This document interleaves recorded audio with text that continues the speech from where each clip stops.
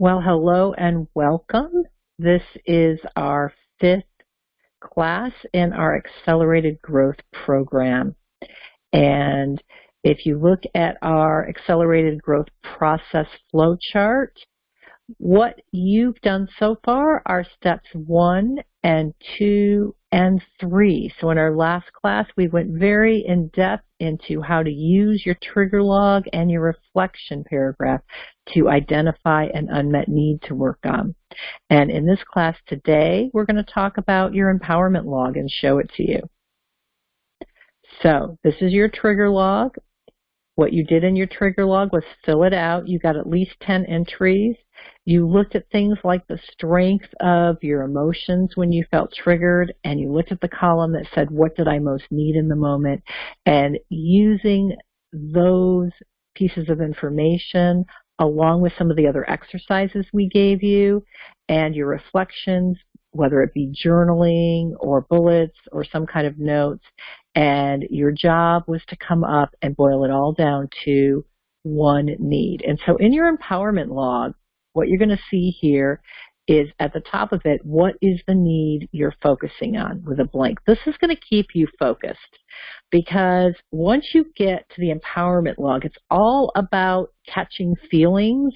And sometimes that's not easy to do, especially if you're not a very feelings-oriented person naturally. Sometimes you're not going to be able to catch your feelings. In fact, in the last video, I was talking about a behavior pattern I had of running to the cupboard and getting cookies, and I was saying I could never catch any feelings. I could just catch the compulsive behavior. So catching the feelings is going to be easy for some of you, but it's not going to be easy for everyone. So writing down the unmet need that you're focusing on, regardless of what it is going to be very, very important. Now, the empowerment log, although it may look the same as the trigger log, it's different. It has different columns and different things that you're looking for. Let me show you an example here. So in my trigger log, I identified capability, a sense of confidence and capability as the unmet need I wanted to work on. So now everything in my empowerment log is going to be about confidence capability. I'm looking for situations, but I'm not just looking for situations that triggered me. What I'm looking for is for situations where I felt varying degrees of confidence and capability. And so in order to do that, I need to know what I feel like when I'm feeling very confident and capable, and what I feel like when I'm feeling really unconfident and incapable.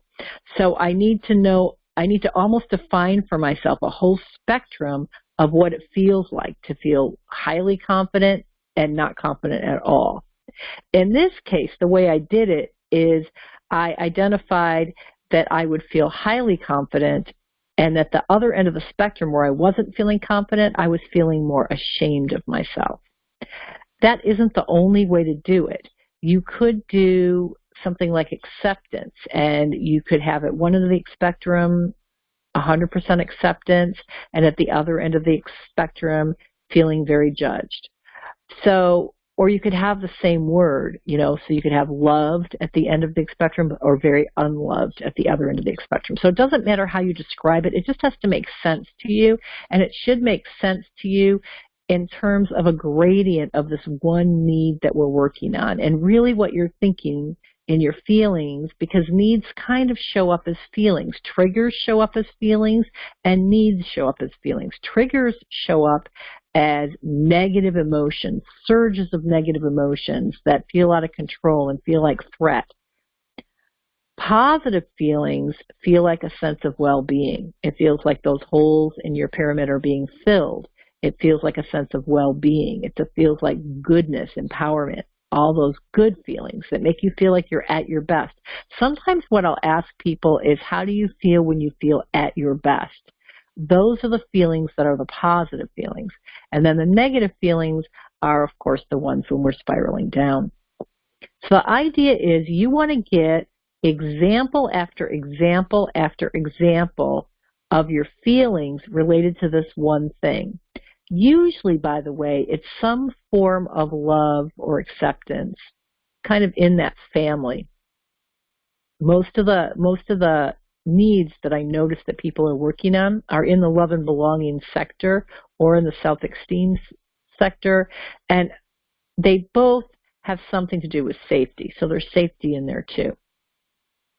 So in the empowerment log, the reason we call it an empowerment log is when you feel that you can easily get that need met, there's a moment of not feeling that it's scarce. There's a moment of feeling that it's abundant. And when you feel that it's abundant, you feel that you have the power to get that need met.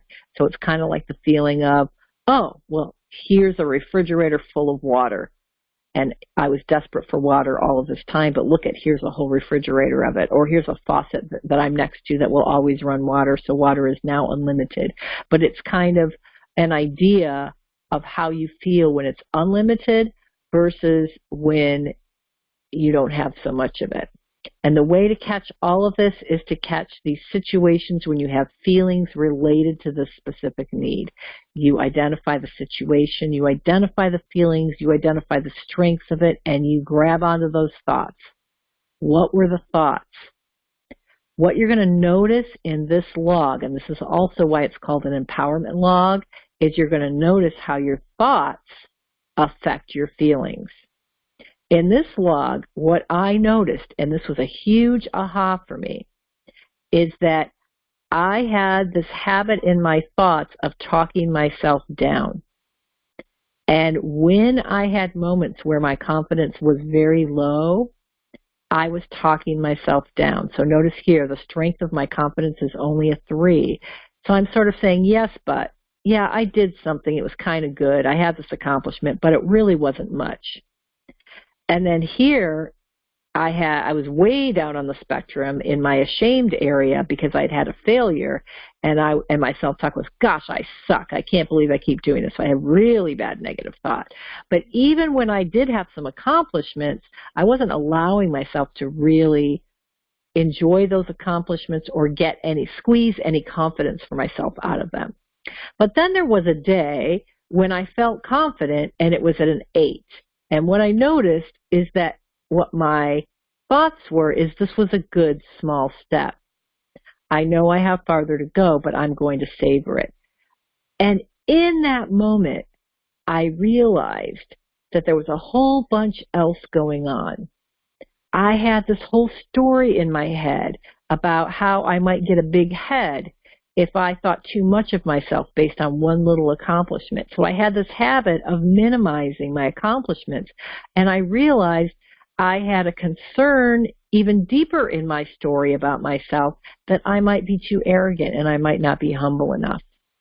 And so all of this came up just from noticing, wow, when I accomplish something, my confidence is low when I minimize it, but when my confidence is high, there's an acknowledgement of the accomplishment, but it's not an arrogant acknowledgement. It's not, wow, I'm so great, which I would have expected. Instead, it's, this is good, but I have farther to go. And that's kind of a way of drinking in that need without blasting myself with it. This is going to be a journey. It's going to be a journey of feelings. You're only going to be able to get something out of this if it's experiential learning. So the log is your way of taking what you're experiencing and jotting it down and learning from it. But what you have to do is just go through your normal day, and whatever this unmet need is, whether it's acceptance, whether it's to be heard, whether it's to feel empowered, whatever it is that you've decided to work on, you need to notice when you feel a lot of it, when you feel a little bit of it, when you feel none of it, when you feel whatever the opposite of it, and you need to log those things down and notice the feelings and notice the thoughts, and you're going to get a lot of gems out of it.